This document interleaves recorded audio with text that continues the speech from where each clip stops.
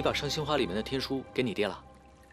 对啊，他是我爹呀。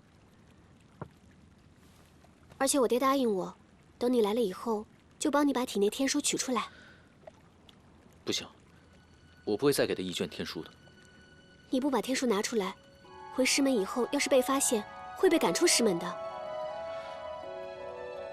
我们要是真对你有什么不利的心思，至少等你被赶出来之后再收留你，不也一样吗？你爹呢？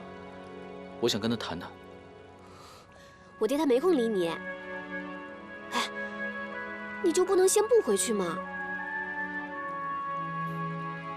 我取走了天书，是萧逸才亲眼看见的，现在落到鬼王手里，你们青玉门却派你这个小弟子来拿走，这也太看得起你了吧？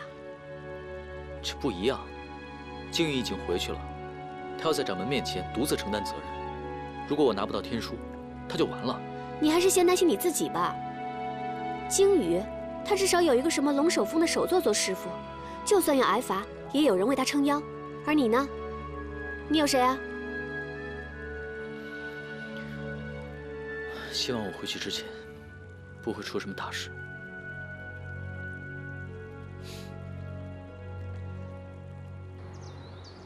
岂有此理！天书之事事关重大，怎能怀有隐瞒之心呢？平日看他行事端正，怎么现在竟然善恶不分，正邪不辨？弟子受伤未愈，也是一时大意轻信了。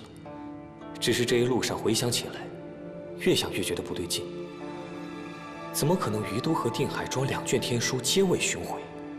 所以弟子怀疑，林师弟表面上让小凡追讨天书，实际上，则是去鬼王宗通风报信。恐怕眼下2卷天书都已经落到鬼王手里了。按说，他是苍松师弟的弟子，不应该这样。色令智昏。弟子还记得避火天冰湖时，那鬼王之女碧瑶便与小帆和金羽在一起了。此事齐浩师弟也是知道的，所以弟子怀疑，很有可能就是那个时候，他便与魔教鬼王宗勾结在一起了。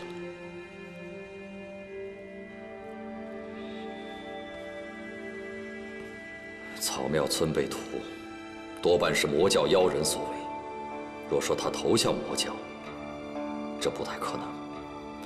但是，若说他被妖女所迷惑，这倒极有可能。此事必须要重罚。待我跟你苍松师叔商讨之后，再做定夺。你下去休息吧。是。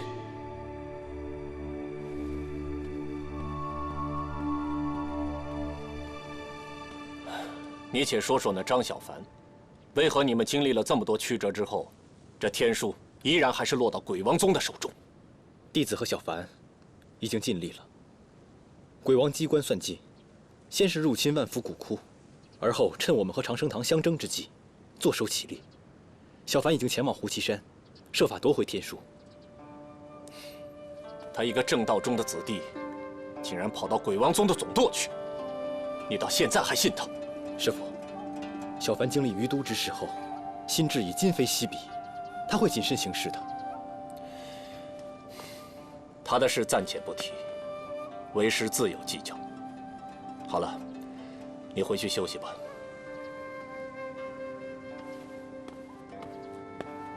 师父。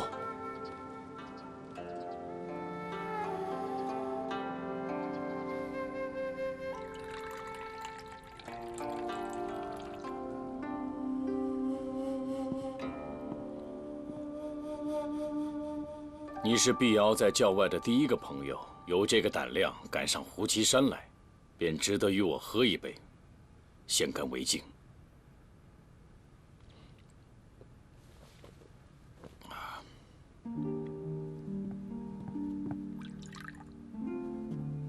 这第2杯酒，我敬你毫不犹豫地喝下了第1杯酒。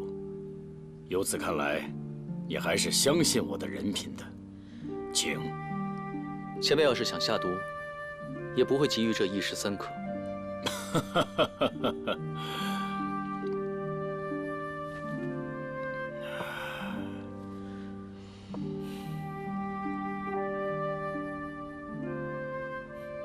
那日在茶棚见到你，我便知你虽叫张小凡，却有不凡之资。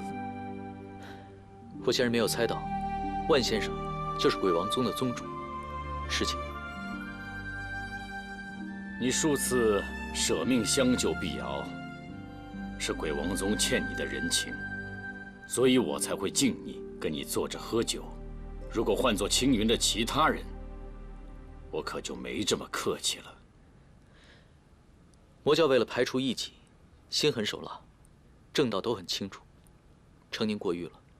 哼，正道魔教不过是你们所谓名门正道的一些虚词而已，何必这么认真呢？认真？前辈可否记得青云山下的草庙村？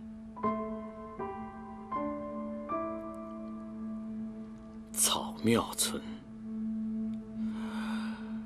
确实是伤心之地呀。一定是魔教。这几年来，鬼王蠢蠢欲动，想要一统魔教。而且除了他以外，还会有谁这么丧心病狂？伤心之地，那是我与鲸鱼的故乡。我的爹娘，还有村里的百姓，都被魔教给杀害了。你说什么？灭村之仇，不共戴天。既然今日提起，我便问你一句：草庙村被屠，是否与你有关？张小凡，你不要血口喷人。草庙村不过是一个普通的小村庄，村里的人善良平和，从来没有与外人结仇结怨，却在一夕之间被斩尽杀绝。你和我说过，你跟你娘曾在村旁的山洞藏身，也就是说，在屠村前后，不光有炼血堂的人，还有鬼王宗的人曾在附近出没。你之前不是也说过，在避火天冰湖的时候，你告诉我，杀你家人的凶手其实是炼血堂。在鱼都的时候，我问过野狗，年老大埋伏在河阳，是在屠村之后。他为了不打草惊蛇，绝对不会做出屠村之事。那我们也不可能无缘无故杀你们的人呢。这是我想问的。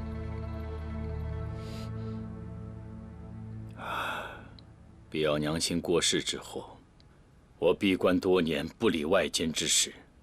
此事，我确实是毫不知情。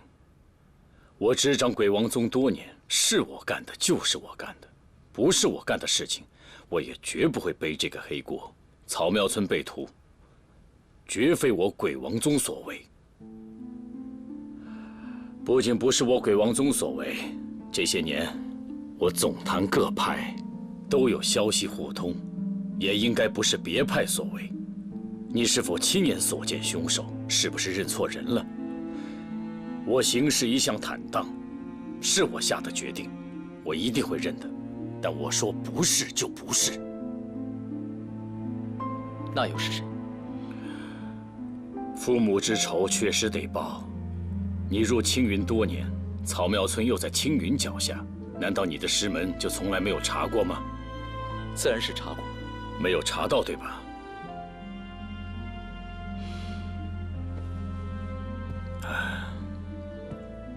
我说句实话，你莫要生气。这么大的事情，若真心想查，不至于查不出来吧？只是看上不上心而已。灭村之仇，在你心里是天大的事，但是在苍松和道玄的心里，可能就是无足轻重罢了。休要辱我师门！我不过是有一句说一句罢了。不过，此事查不出来，还有一个可能，那就是有人在故意阻挠，此事水落石出。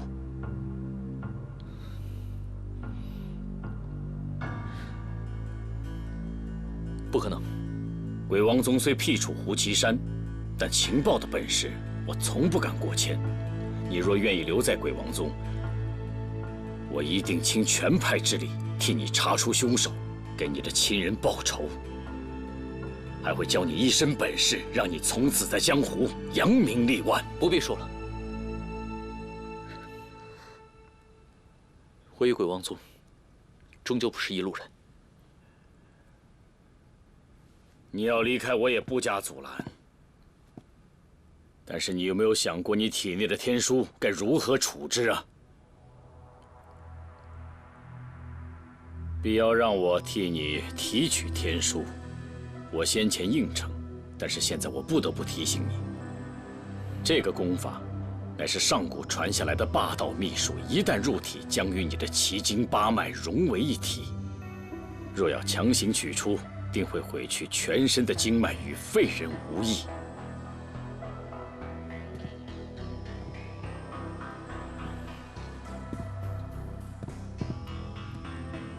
可若是让它留在你的体内，你又不懂得修炼之法，假以时日，你终将会变成一个浑浑噩噩的痴傻之人。唯一两全的办法，就是我将第2卷天书授予你，助你修炼，融会贯通。只有这样，你才能拥有强大的力量。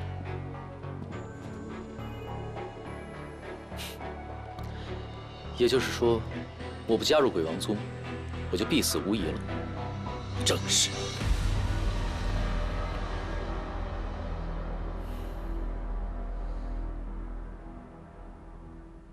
所以，自然现在我不会帮你取出天书。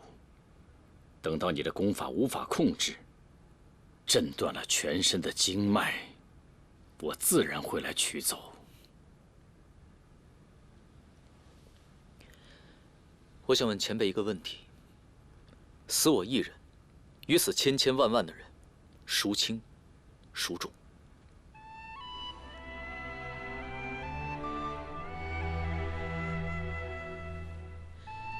你想要得到天书，无非是想复活兽身。兽身重现世间，必定会有更多的人死于你的野心之下。张小凡，我当真是低估了你的胆量了。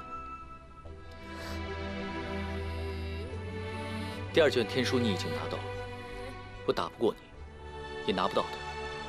可是我体内的天书，你休想拿到。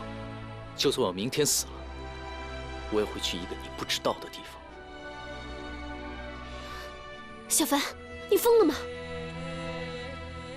碧瑶是我的朋友，我自然不会跟他动手。但是我张小凡绝对不会听从于你。你想清楚了？该想清楚的人，应该是你。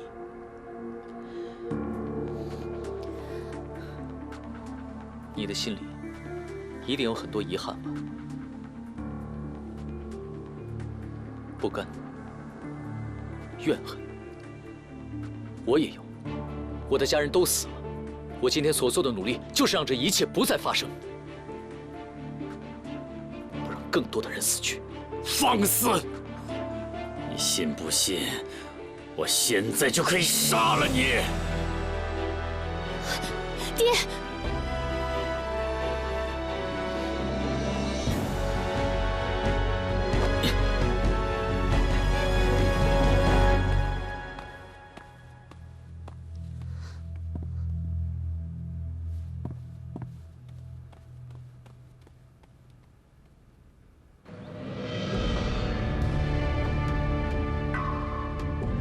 因鬼王宗碧瑶用法宝收走了第2卷天书，小凡前去追讨，希望能设法追回。而师兄受了伤，我们先回师门向师门禀告。此事可都属实？弟子不敢欺瞒。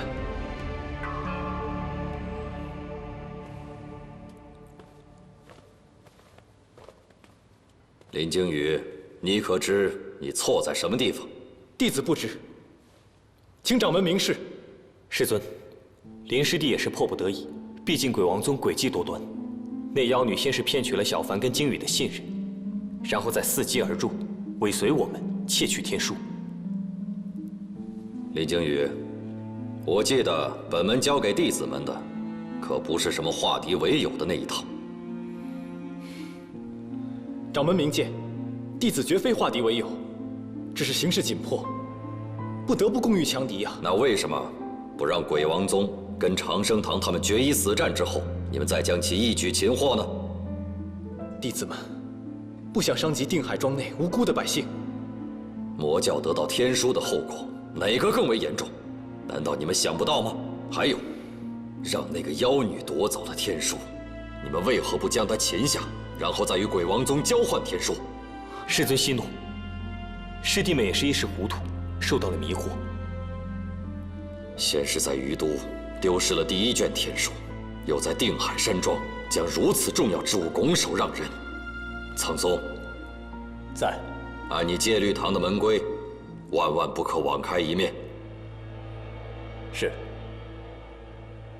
师兄啊，此事牵扯内情甚广，而且还有一个涉事的弟子张小凡未归。我看要是问罪的话，不如等他回来，一同审问。而且田师兄那儿，我们也要知会一声的。我看不如这样，我先将青羽带回去，把他禁足在我们龙首峰。等到张小凡回来以后，我们让他们两个人。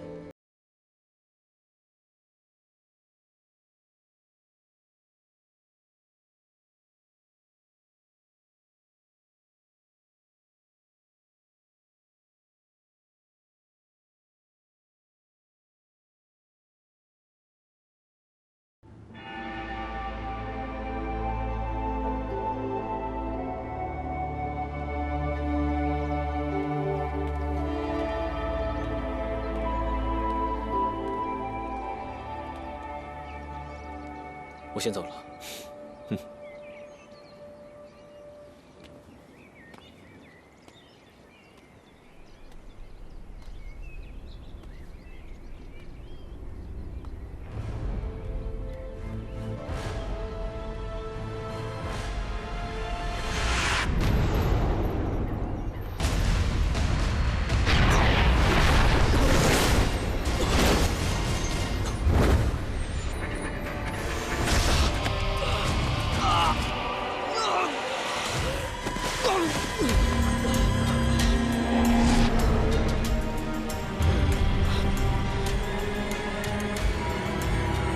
金宇，金宇，你没事吧？金宇，是我呀！金宇，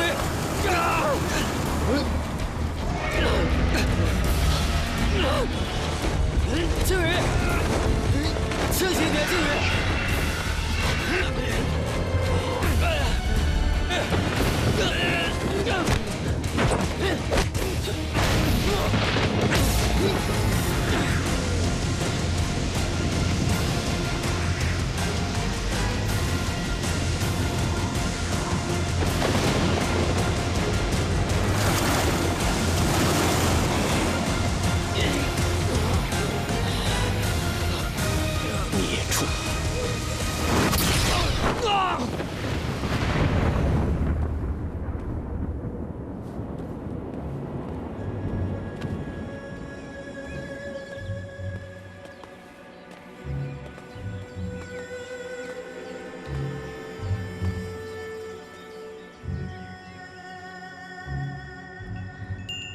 他从玉清殿出来，也不知道是怎么了，竟然惊动了灵尊，被苍松师伯一剑给砍下去了。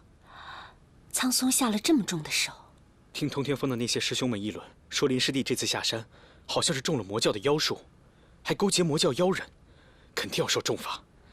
他可是我们青云这些年来最有天赋的弟子。哎，你去哪儿？向掌门师兄问个清楚。你要问什么呀？掌门师兄又不是个糊涂人，能问出什么来？若不是情非得已，证据确凿，苍松不会下此重手。林惊羽，那是他门下最得意的弟子。小凡和他一直背负着血海深仇，怎么可能勾结魔教背叛青云？况且小凡一直跟他在一起，至今仍未归，恐怕情况比他更糟。你先不要着急，我看此事必有蹊跷。我怎能不急？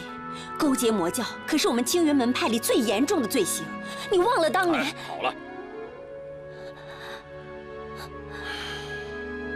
当务之急是先救下林惊羽这条命。有什么事情，等小凡回来后再问明缘由。我先去看看。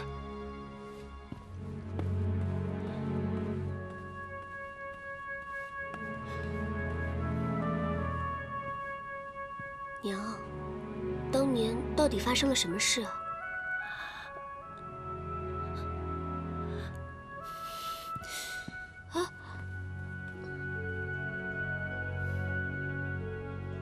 我也没想到会发生这样的事情，但是想起七脉会晤之前，灵尊无故发怒，想必是已经察觉到林惊羽有意。此事绝无可能。若是林惊羽有变，你我岂无察觉？再有，这个怪物到底是什么？有什么证据可以证明这便是鬼王宗的妖术？他们下山之后，究竟发生了什么事情，现在还未可知。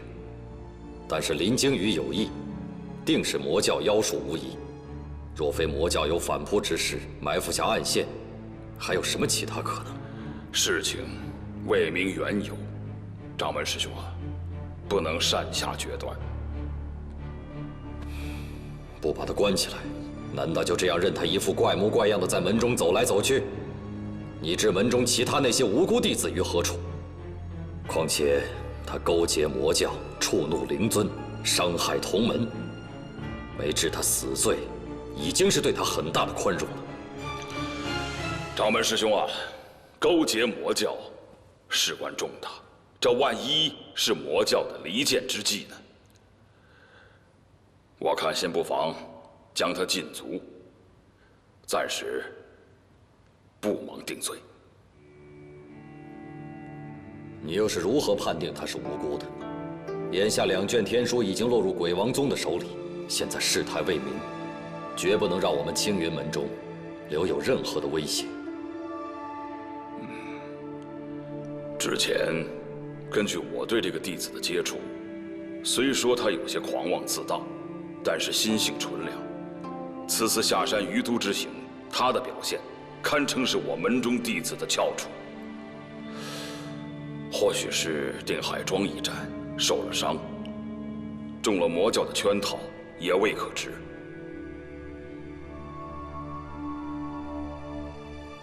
哪怕是受了魔教的侵蚀陷害，也绝不能姑息。就算是饶过他的性命，也必须要废了他的修为。掌门师兄，不管发生了什么事情，林惊羽，我相信他绝非情愿。如果真的是魔教加害于林惊羽，我们这么做岂不是雪上加霜吗？再废了他的修行，那我们青云门中岂不白白损失了一名得力的弟子？掌门师兄啊，这恰恰是中了敌人的奸计。师弟，你没有亲眼看见他魔化惊动灵尊的那一幕，修炼多年的青云功法都无法化解，只是勉强压制住。若不废掉他的修为，万一哪一天伤及到青云中的无辜弟子，那我们岂不是养虎为患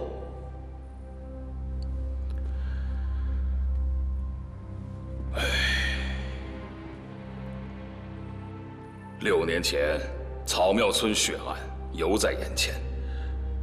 他和小凡是我亲手将他们带入青云门中的。这2个孩子相依为命，无依无靠。那日我们七脉师兄弟的话，我也是犹在耳边，记得清清楚楚。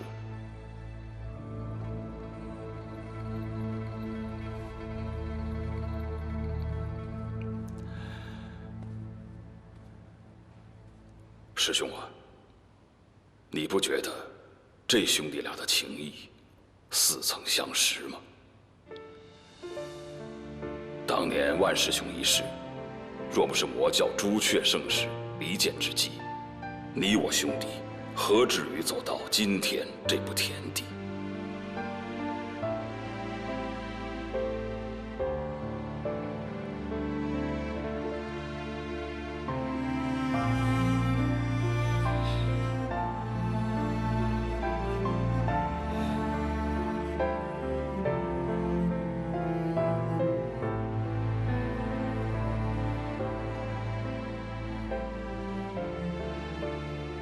的事情，我也是万般无奈。师兄啊，当日你可以网开一面，那今日为何不能？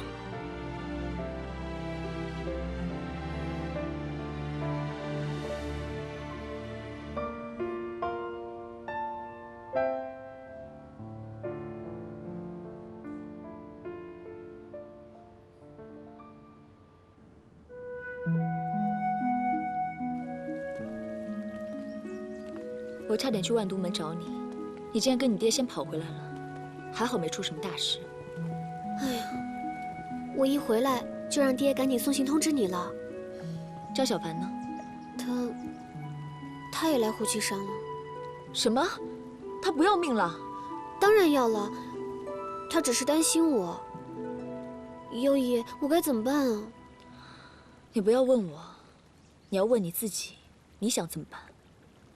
我当然想他留下来了，但我也知道这是不可能的。他身体里的天书，抽出来也不行，留着也不是，而且他昨天和我爹大吵了一架。哎呀，我当时好担心我爹，万一他强行施法，那可怎么办？这个局面，就是我曾经跟你说的，迷祖深陷，无法自拔。优姨，我只是不想他有事。人的这一世，有很多的不想，可是又无能为力。张小凡不想正魔两派再继续打打杀杀下去。在很多年前，有一个人曾经跟他一样，他拼尽全力，可到最后还是两败俱伤，生死不明。一切早已注定。小凡说过，人一出生，便注定了一辈子的缘分。可有些缘分，还是趁早断了吧。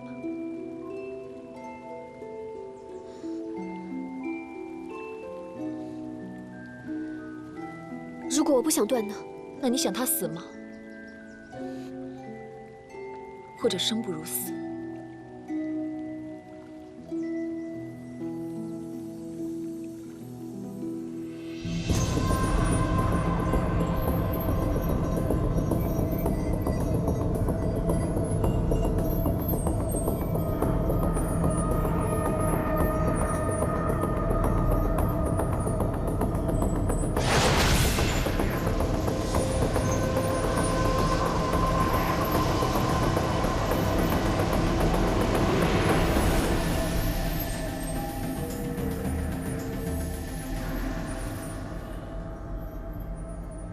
只得这黑水玄蛇，效果并不明显。那天书呢？天书倒是能起作用，可只有一卷，阵法随时都会崩溃。也只不过是重蹈黑心当年的覆辙而已。依我看来，还是要完善4灵血阵，外加找齐5卷天书，方为妥当。黄鸟、魁牛、饕餮、烛龙4灵。花些时间还是能找齐的，可要找天书，希望实在是太渺茫了。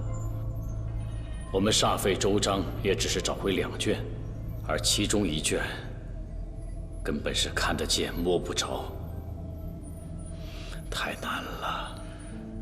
找齐1卷是1卷吧，到时若是实在不行，别等萧逸才完全受化，外加4灵血阵和1卷天书强行催动。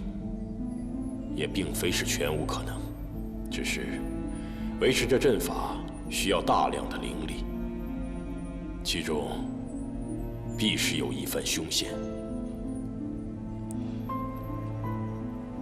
比起维持这血阵，恐怕要想从张小坟身上抽取天书，会更加的凶险。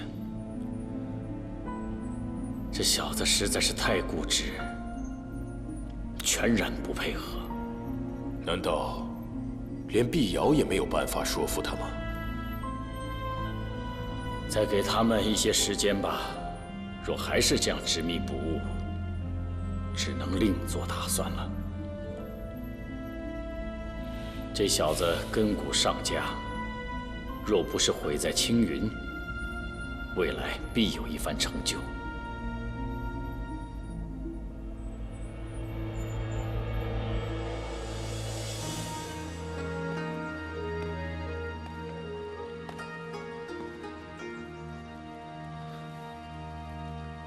我还是走吧，免得必要为难。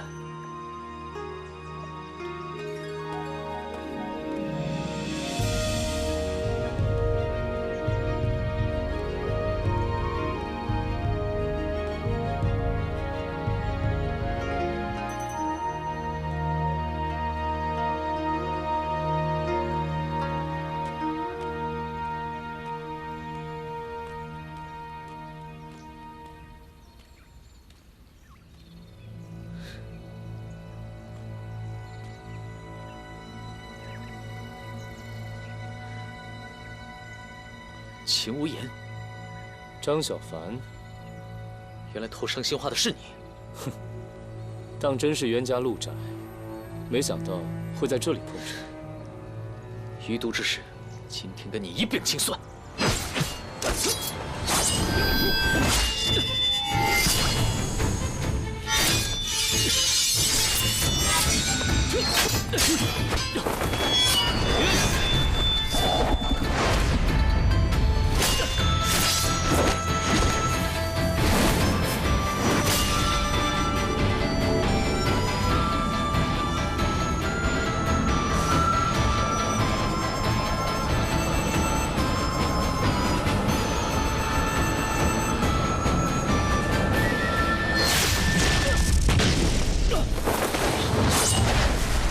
我与秦无言的仇怨极深，请前辈莫要插手。你们俩的恩怨与我无关，但在胡岐山，来者皆是客，禁止私斗。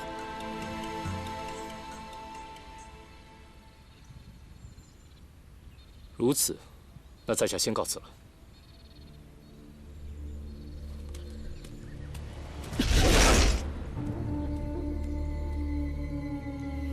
你是必要第一个在外结交的朋友，却也是第一个来胡岐山看他的人，莫要让他失望。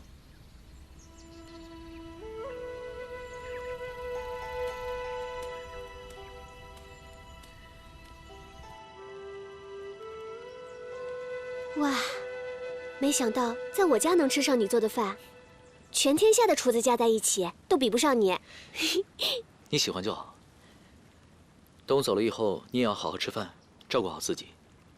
青龙说了，你最近常常受伤，内力衰竭，短时间很难恢复，千万不要逞强。你要回去了？师父从草苗村把我带到青云，从小把我抚养长大。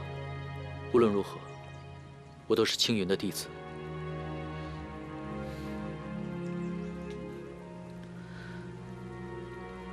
而且你爹对我下了禁制，要是再不走的话，他可能就要强行动手了。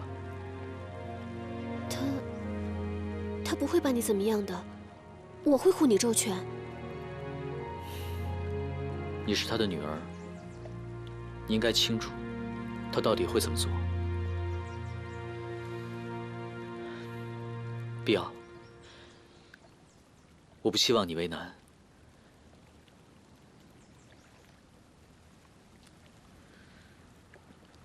有一件事情，我想求你。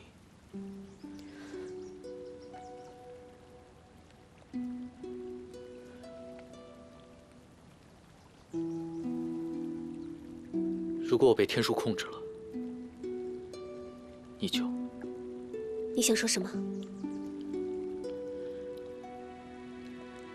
在滴血洞的时候，你也说过，如果你撑不下去了，就让我杀了你。我也一样，我不能让青云门蒙羞，不能让魏城主白白牺牲，所以我绝对不能让天书落到你爹手里。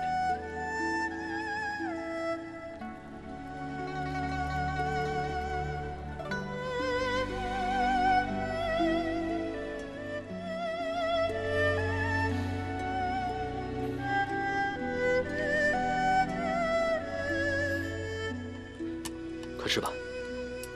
不然都凉了。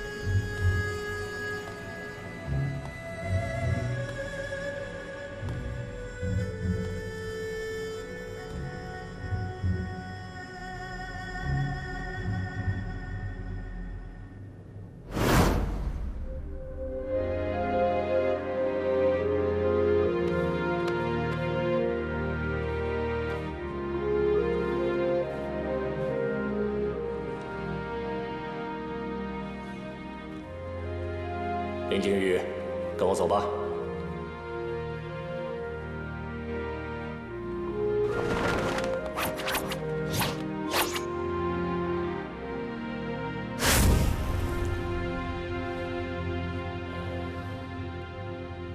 金羽啊，这次按照青云的门规，师父要废去你的修为，把你逐出青云门。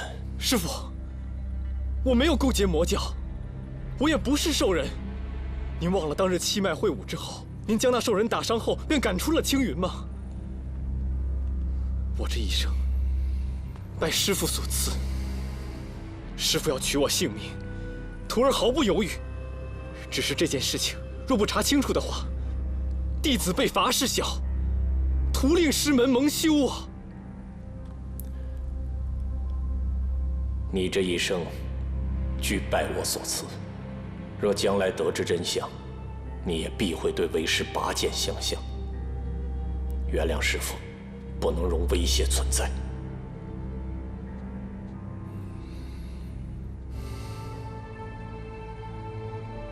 景宇啊，我当然是记得，可是我要问你，你为何会变得和那个兽人一模一样？ 什么？金羽变成兽人？据说他兽化之时，连灵尊都冲出来了。怎么会这样？那掌门怎么说？废其修为，逐出青云，通告七脉，以儆效尤。不可能，林金羽绝不会去练什么魔教邪术。你去哪儿？师姐，金羽怕是被魔教妖人算计了，我不能袖手旁观。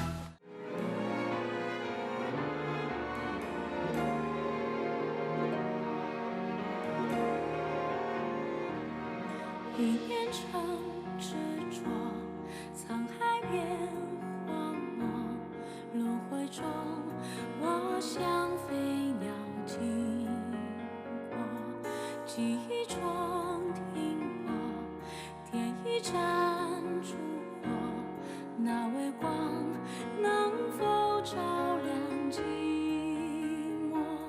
听雨声滴落，看花开。 寂